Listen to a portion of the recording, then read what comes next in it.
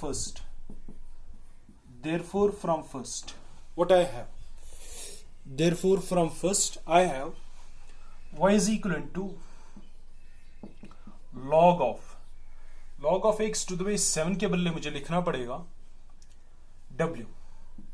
अब इसकी बेस कितनी है 7. इस पूरी क्वांटिटी के बदले मैं लिख रहा हूं w, बेस तो 7 है. क्या मैं अगेन बेस चेंज फॉर्मूला नहीं यूज कर सकता हूं?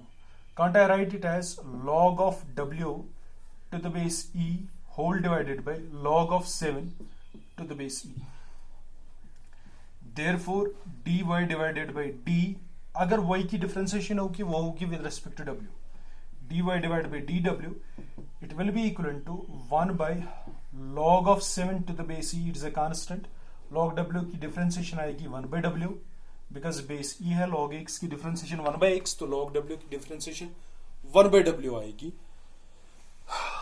Therefore अब अगर मुझे डिफरेंशिएशन करनी थी तो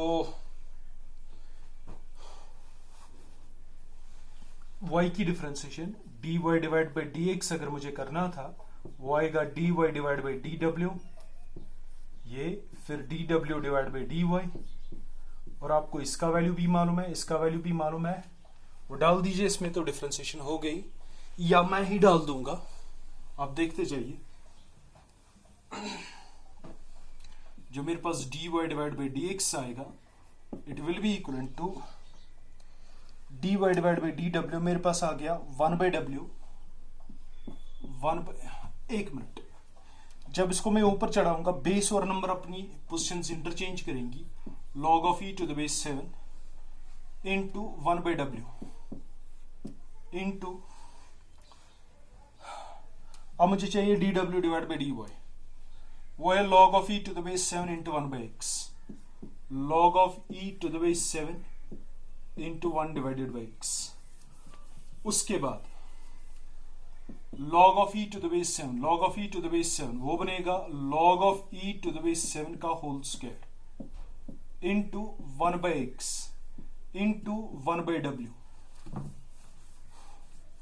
और जो w था ये बनेगा इस तरह log of e to the base 7 का whole square into 1 by x, और w हमारे पास था log of x to the base 7. This is the differentiation. ये हमने डिफरेंशिएशन कर दी. ठीक है, this was all about today's lecture. अब थोड़ा सा मैं टेक्स्ट बुक में से भी दिखाऊंगा आपको how to differentiate implicit functions, how to differentiate explicit functions and many more. So thank you for today's lecture. Thank you very much.